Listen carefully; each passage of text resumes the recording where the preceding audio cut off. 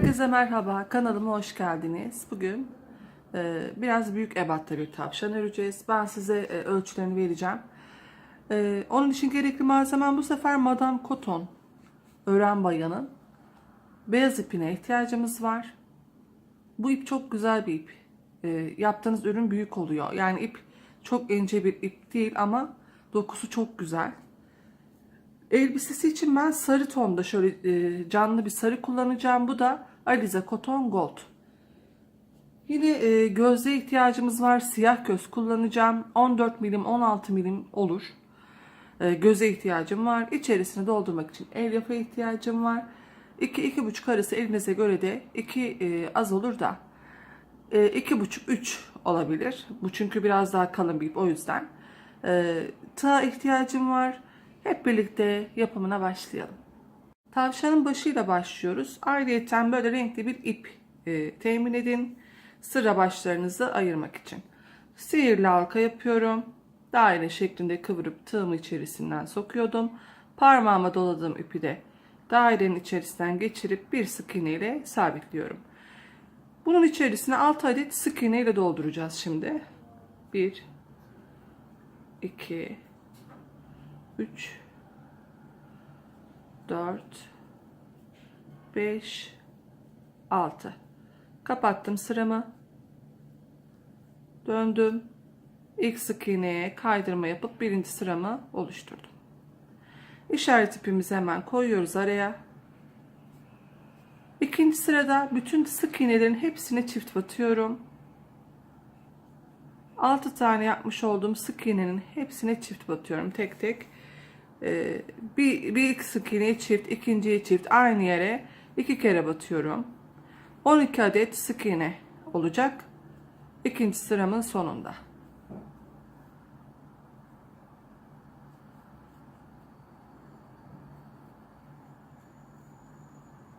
Evet, 12 adet sık iğne elde ettik. Üçüncü sıramızdayız. İşaret ipimi çıkarttım. Bir tane sık iğne ile başlıyorum. Bir tane çift. Çiftin üstüne çift geliyor. Bir sık iğne. Bir çift. Sıra sonuna kadar 6 kez bu işlemi tekrarlıyorum. Bir sık iğne bir çift, bir sık iğne bir çift ve sıra sonunda 18 adet sık iğne sayınız olmalı. Dördüncü sıramıza geçelim. Dördüncü sıramıza geçiyoruz. Bu sefer de 2 sık iğne ile başlıyoruz. 1 2 üçüncüye çift. 2 sık iğne, bir çift.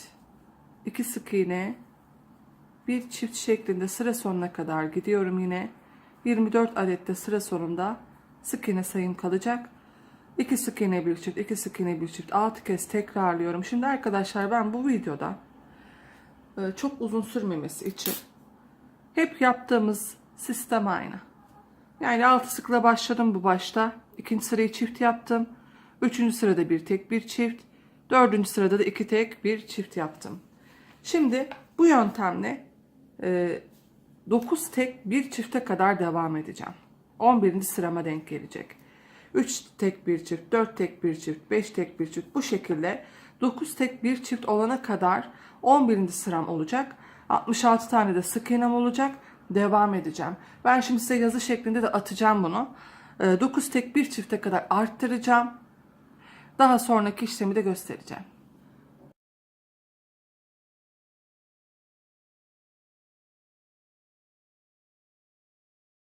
Dokuz tek bir çifte kadar arttırdım. Şurası. Daha sonra da burası 11. sırama denk geldi. 9 tek bir çift yaptığım yer. Daha sonra 12. sıramdan 24. sırama kadar hiçbir eksiltme artırma yapmadan düz bir şekilde ördüm. 12'den 24'te dahil, yani 12. sıramda başladım. 24. sıramda dahil 66 sık iğne sayısını koruyarak düz bir şekilde eksiltme artırma yapmadan ördüm. Şimdi gözlerimizi takacağız. Dediğim gibi 14-16 milimde olur. Çok küçük güzel durmaz çünkü çok minik bir tavşan değil. Orta boy bir tavşan. Şimdi gözlerimizi takacağız. Gözlerimizi 6 sık iğne yaptığım yeri birinci sıra olarak sayıyorum. 2, 3, 4, 5, 6, 7, 8, 9, 10, 11, 12, 13, 14, 15, 16, 17, 18 ve 19. sık iğne arasına takacağım.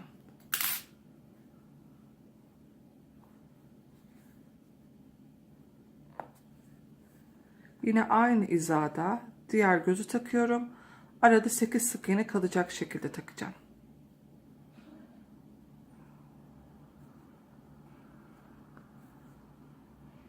Şöyle daha geriye gideceğiz.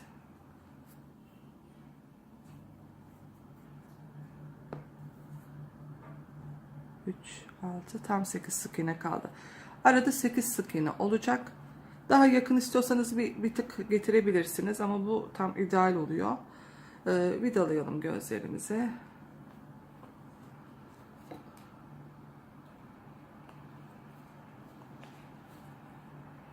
Daha sonra devam edelim.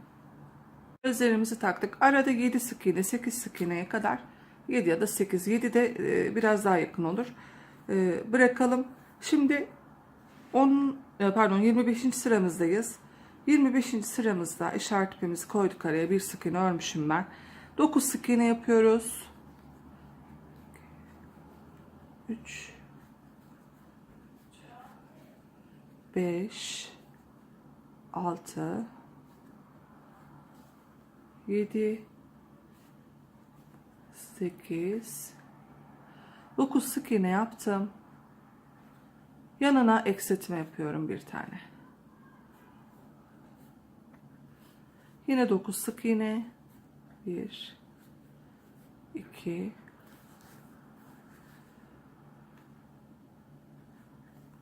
3, 4, 5, 6, 7, 8, 9 sık iğne, bir eksiltme. Bu şekilde sıra sonuna kadar gidelim. 9 sık iğne bir eksiltme şeklinde 6 kere bu işlemi tekrarlıyoruz. Bizim 60 tane de sık iğne sayımız kalacak 25. sıramızın sonunda. 26'da da 8 sık iğne bir eksilt, 27'de 7 sık iğne bir eksilt şeklinde 2 sık iğne bir eksilte kadar 18 adet sık iğne sayım kalana kadar devam ediyorum. 2 sık iğne bir eksilte kadar devam edelim. 18 adet de sık iğne sayımız kalsın. Çok uzatmıyorum. Çünkü aynı 9 sık iğne bir eksilt yaptım. Bundan sonraki sırada 8 sık iğne bir eksilt. Ondan sonraki sırada 7 sık iğne bir eksilt. 6, 5, 4, 3, 2 sık iğne bir eksilte kadar devam edeceğim. Ben yine sayılarını size atacağım. Sayılarını bir yere not alıp da yapabilirsiniz. İçerisini bu arada dolduralım. Küçüldükçe tepeleme doldurun. Hiçbir boşluk kalmasın. Bunun da püf noktası o. Az doldursanız hiç güzel olmaz. Yani sıkıca doldurun içerisine. Hiçbir boşluk kalmayacak şekilde ve boncuk silikon elyafı tercih edin. Çok güzel oluyor. Başka bir şey kullanmayın içerisine. Dolduracağım. 5 sık iğne bir eksitte başlayabilirsiniz. Küçüldükçe de yine doldurun içerisine. Hiçbir boşluk kalmadan. Ben size dolduruşu şeklini de göstereceğim ne kadar doldurduğumu. Ve devam edelim.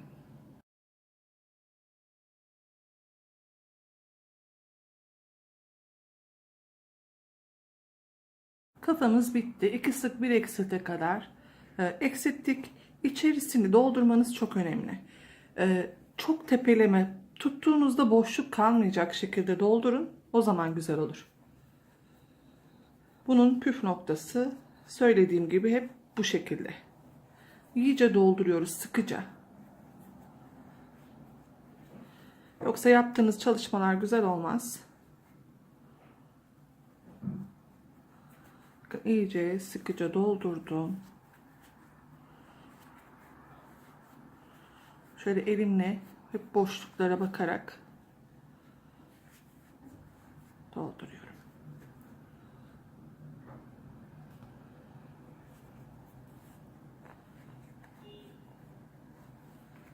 İyice böyle sıkı bir şekilde doldurdum. Burada 18 adet sık iğnemiz kaldı. En son 2 sık bir eksit yaptık. Ben yazı şeklinde düştüm videonun arasına. Şimdi kulak yapımına geçelim birlikte. Kulaklarına başlayalım. Tavşanın kulaklarıyla devam ediyoruz. Yine sihirli halka yapıyoruz. İşaret ipimizi unutmayalım. Sihirli halkaya 6 tane sık iğne ile başlayacağım. Yine 1 2 3 4 5 6. Kapatıyorum sıramı. İlk sık iğneyi yine batarak birinci sıramı oluşturuyorum. Kulaklarda ikinci sırada 2 tane sık iğne ile başlıyorum. 1 2. Bir tane çift yapıyorum.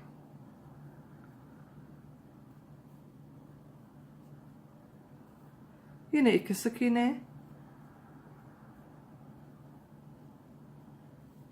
Bir tane çift yaparak bitiriyorum. 2 sık iğne, bir çift, 2 sık iğne, bir çift yaptım. Üçüncü sırama geçiyorum. İşaret ipimi koydum. 3 sık iğne ile başlıyorum. 1 2 3. Yanına bir tane çift yapıyorum. Yine 3 sık iğne ile başlıyor. 3 sık iğne ile devam ediyorum. 1 2 3. Yine bir çift. Tombul tavşanla kulaklar aynı ama biraz daha sayılarda farklılık var. Yani onda daha uzun. Bunu yapıyorum. Tombul tavşandan farklı bir tavşan bu. Zaten resimde gördüğünüz gibi. İstek üzerine böyle bir kız tavşan. Şimdi 4. sıramıza geçiyoruz. Burada da 4 sık iğne ile başlıyoruz. Bir sayı üst, bir sayı üst gidiyoruz bakın her sırada. Bunda da 4 ile başladım. Bir çift yaptım. Yine 4 sık iğne.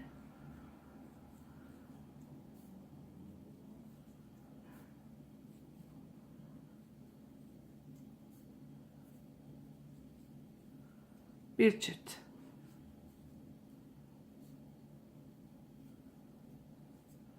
Şimdi hep 2 kere tekrarlıyorum. 5. sırama geçiyorum. Burada da 5 sık iğne ile başlıyorum. Bir çift yapıyorum. 2 3 4 5 sık iğne, bir çift. Yine 5 sık iğne.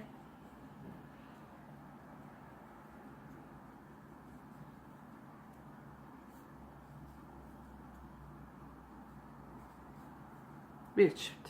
2 kere tekrarlıyorum. Sayım 14'e çıktı. Şimdi 14 tane sık iğnem oldu. Bakın kulaklar bu şekilde. Tepe kısmıyla başlıyoruz.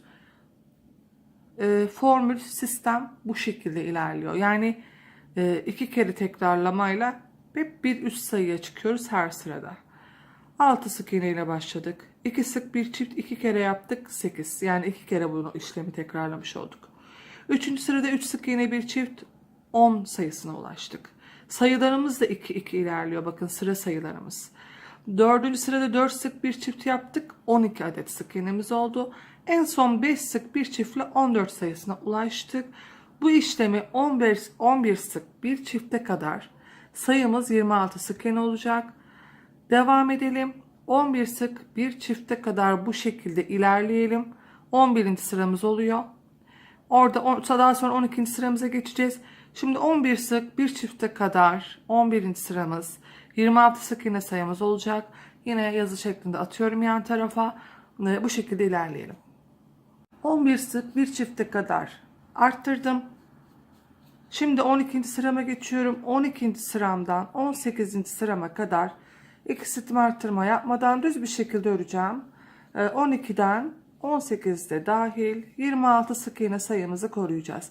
En son 11 sık bir çift yaptık. 11. sıramızda 26 sık iğne sayımız kalmıştı. Bu 26 sık iğne sayısını koruyarak hiçbir eksiltme artırma yapmadan 12. sıramdan 18. sıramda dahil düz bir şekilde örelim. Daha sonra eksiltmelere geçeceğiz. 18. sıramıza kadar düz bir şekilde 26 sık iğne sayısını koruyarak ördük. Şimdi eksiltmelere geçiyoruz. 19. sıramdayım. İşaret ipimi çıkarttım. 11 tane sık iğne yapıyorum. 1 2 3 4 5 6 7 8 9 10 11. Eksiltme yapıyorum bir tane. Yanındaki sık iğneye battım, ipimi çıkarttım. Diğer yandakine battım, ipimi çıkarttım. Kalan 3 ilmeğimi bir arada topladım. Bu şekilde eksiltme yaptım. 11 sık iğne bir eksilt, 11 sık iğne bir eksilt. 2 kere bu işlemi tekrarlayalım. Bizim 24 adet sık iğne sayımız kalacak 19. sıramızın sonunda. 20. sıramızdayız. Yine 20. sıramızda yine işaret ipimizi çıkaralım. Geri geri gidiyoruz. Bu sefer 10 sık iğne bir eksilt. 10 tane sık iğne yapalım. 1 2 3 4 5 6 7 8 9 10. Bir tane de eksiltme yapıyorum. 2 kere bu işlemi tekrarlıyorum. İşaret ipimin olduğu yere kadar 10 sık iğne bir eksilt, 10 sık iğne bir eksilt. 20. sıramın sonunda 22 adet sık iğne sayım kalacak. Bu şekilde 6 sık bir eksilte kadar eksiltin. 14 tane de sık iğneniz kalsın. 24. sıraya denk geliyor. İkişer ikişer de geri düşüyor sayılarınız. Nasıl yani? Şimdi 10 sık iğne bir eksitle 22'ye düştü 20. sıramda. 21'de 9 sık iğne bir eksitle 20'ye düşecek. Daha sonra 18, daha sonra 16, daha sonra 6 sık iğne bir eksitle 14 sık iğneye düşecek. 6 sık bir eksilte kadar 24. sıramıza denk geliyor. Sayımız 14 kalacak. Bu şekilde eksiltelim. 2 tane bu şekilde kulak elde ediyoruz. 6 sık bir eksilte kadar ikisini de eksilttim. 14 tane de sık iğnem kaldı. İçlerini doldurmuyoruz. Şimdi ipimizi biraz uzun tutacağız. Kulakları bir kıvıracağız. Daha sonra dikeceğiz. İkisinde de uzun tutun. Ben ayrı ayrı dikeceğim şimdi. İğnemizi geçirelim.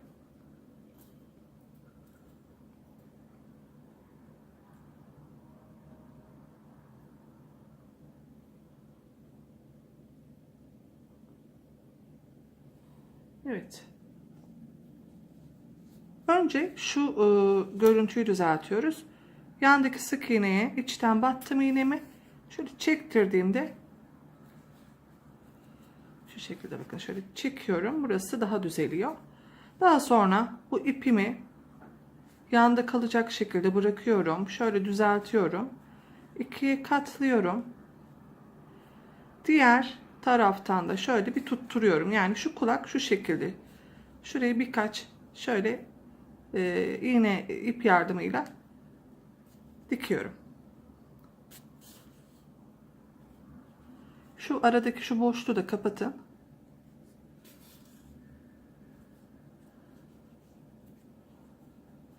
Süslemelerini en sonda yapacağız. Kulağın içerisini falan boyayacağız. O tarz süslemeleri. Diğer kulağı da bu şekilde aynı kıvırın. Şimdi dikeceğiz bunu.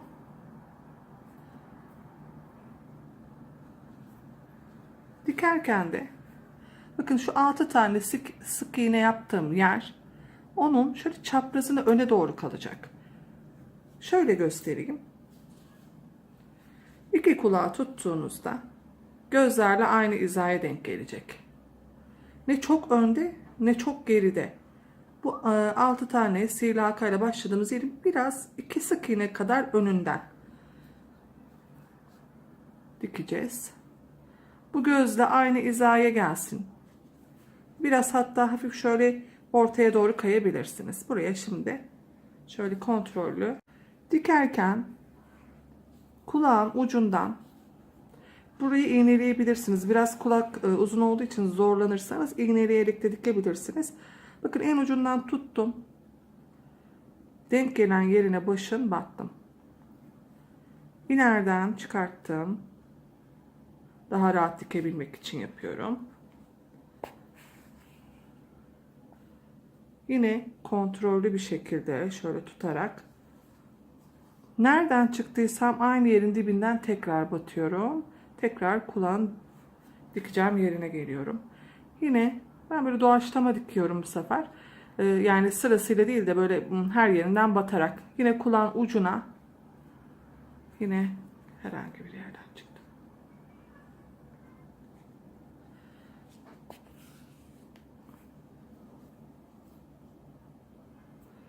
Bu şekilde şu uçlardan başın denk gelen oturtturduğum yerine batarak buraya dikeceğim. İpinizi nereden çıkarttıysanız yine dibinden sokarak kulağın dikeceğiniz yere çıkartın. Orada ip görüntüsü olmaması için. En uçlarına batıyorum. Hatta şurada şu birleştirdiğim yerin iki tarafını da baz alarak ön kısmında şöyle dikeceğim. Şimdi ben çok fazla zorlandım masada. Dikme yöntemimiz bu şekilde. Diğer kulağı da aynen orantılayarak aynı hizada. O da gözün gene üst kısmına denk gelsin. Bu kulağımızda dikelim. Tavşanımızın kulaklarını bitirelim. Püf noktada kulağı diktikten sonra şu şekilde bir görüntü olmasını istemiyorsanız hemen arkasını çeviriyoruz. Bunu çoğu çalışmalarınızda yapabilirsiniz. Şimdi bakın. Kulak hafif önde duruyor. Ben şöyle durmasını istiyorum. Şuraya dayanmasını istiyorum. İğnemi oradan çıkartıyorum.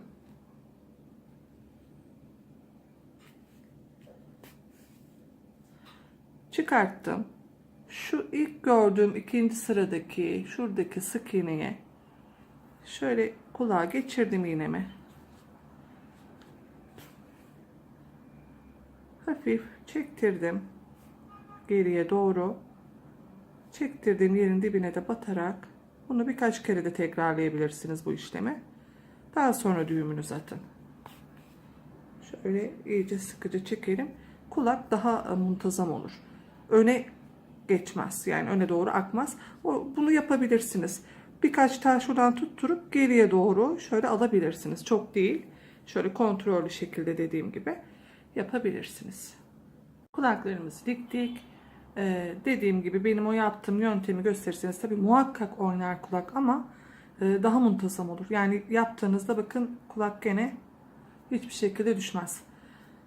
Şimdi pembe ipinizi ya da kırmızı ne renk isterseniz ipinizi iğnenize geçiriyorsunuz. Şu iki tane gözün ortasını şimdi tam ortasını bulacağız. 1, 2, 3, 4, 5, 6, 7, 8, 9 tane şurada delik kısmı var. 1, 2, 3, 4 1, 2, 3, 4 4, 5.'ye iğnemi iki gözün tam ortası değil de biraz aşağısından geçirdim. Şöyle yaklaştırayım. Geçirdim.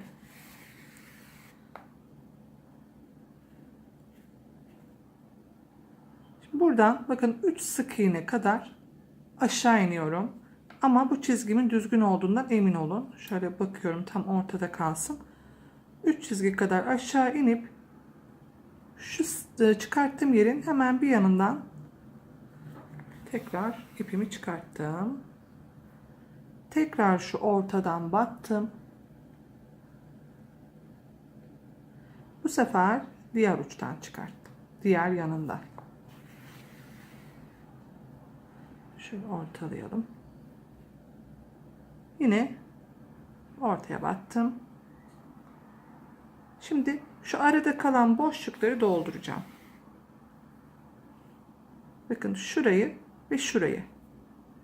Zaten belirgin oralar. Oraları da doldurup aşağı bir çizgi atacağız şimdi.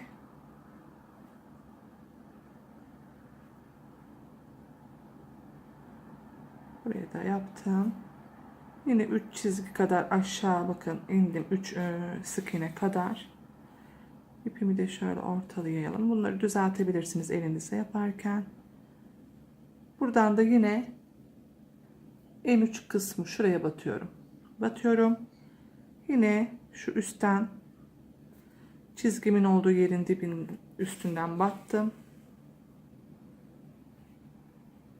Orayı da şöyle yan tarafa batarak bir çizgi oluşturuyorum. Hatta ben onu şöyle yapıyorum. Şuradan çıkalım.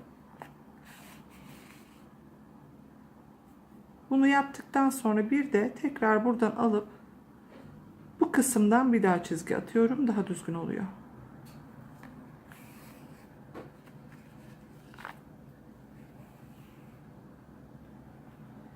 Şöyle bir hafif şu sık iğneden bir tel alalım. Bu şekilde bir daha geçiyorum.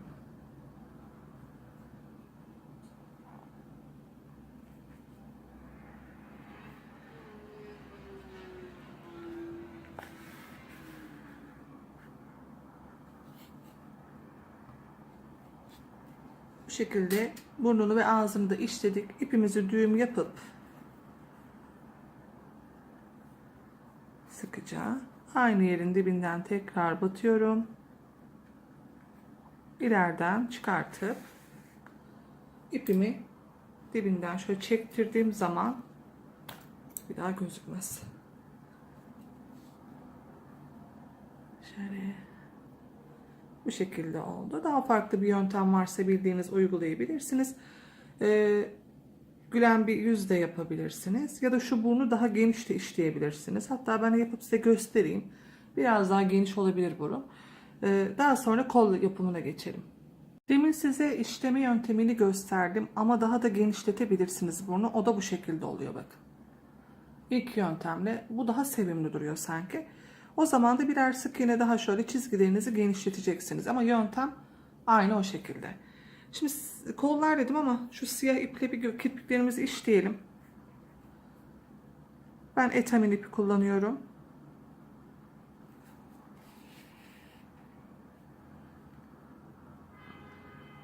Şöyle bir kontrol ederek kirpik çalışması yani o size kalmış bir çalışma. Uzun yaparsınız, sık yaparsınız. Çok fazla doldurmadan tabii ki. O zaman güzel olmuyor. Ben hemen şöyle 2 tane yanından şimdi çıkartacağım. Kontrollü bir şekilde işliyorum. Burayı ne yaptıysam diğer yere de aynı şekilde orantılayarak yapıyorum. Şöyle bakın elimle uzunluğunu bu kadar yeterli buldum. Hemen böyle gözün çaprazından çıkartıyorum. Yine şöyle dibine doğru battım. Gözün şöyle iç dibine doğru. Oradan bakın hemen şöyle bir tel çıkarttım.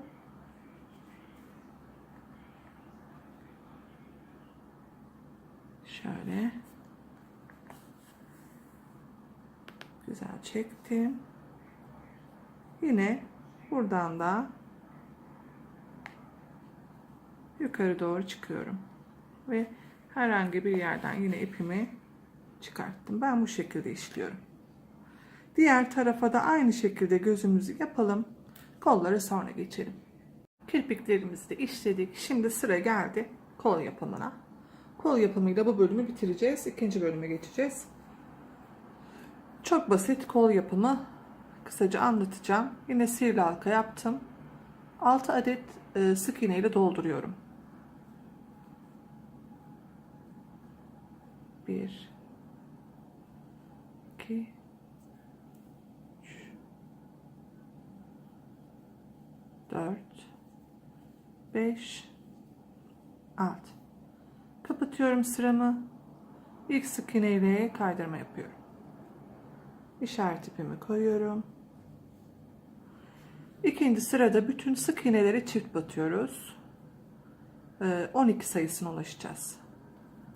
6 tane yapmış olduğum bütün sık iğnelere batıyorum. İpim benim biraz kalın bir ip. Ören bayanın. En başta verdim ben markasını ipin. Daha kalın bir ip. Biraz daha büyük oluyor. Bence bu iple örün. Ya da Alize Cotton Gold tercih edin. Bakın ipim kalın olduğu için büyük oluyor tavşanımda. Hem de çok güzel bir ip. Ben çok memnunum. Şimdi 3. sırada da bir tane sık iğne ile başlıyorum. Bir çift. Yine bir sık iğne, yanına çift. 18 adet sık iğne sayım olacak. Sıra sonuna kadar bir sık iğne bir çift şeklinde devam edelim. Bir sık iğne bir çiftle sıra sonuna geldim. 18 adet sık iğne sayım oldu. Şimdi 4. sıramdan 29. sıramda dahil düz bir şekilde hiçbir eksiltme arttırma yapmadan yukarı doğru çıkacağım. 29. sıramda dahil eksiltme arttırma yok. 29 sıra öreceğiz. Aşağıdan başlayarak sayın. 29. sırama kadar ördükten sonra 30. sıramda 2 sık iğne bir eksilt yaptım. Sayımı 14'e düşürdüm. 2 sırada düz ördüm 14 sık iğneyi. Yani ne yaptım? 29'a kadar ördükten sonra 30. sıramda 2 sık iğne bir eksilt. Sayımı 14'e düşürdüm.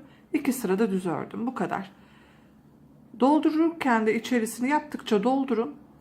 1, 2, 3, 4, 5, 6, 7 sık iğne kadar şöyle tahmini buraya kadar doldurun. Burası boş kalsın. 7-8 sık iğne boş bırakın. Kolum havada kalmasın diye diktiğim zaman. Elimizle böyle şekillendirerek dikeceğiz. Buraya kadar dolduralım. 2 adet de bu şekilde kol yapalım. Bu bölümde kafamızı, kollarımızı yaptık. Yüzümüzü işledik. En son süslemelerini yapacağım. Yanaklarımızı falan boyayacağız daha. İkinci bölümde görüşmek üzere. Hoşça kalın.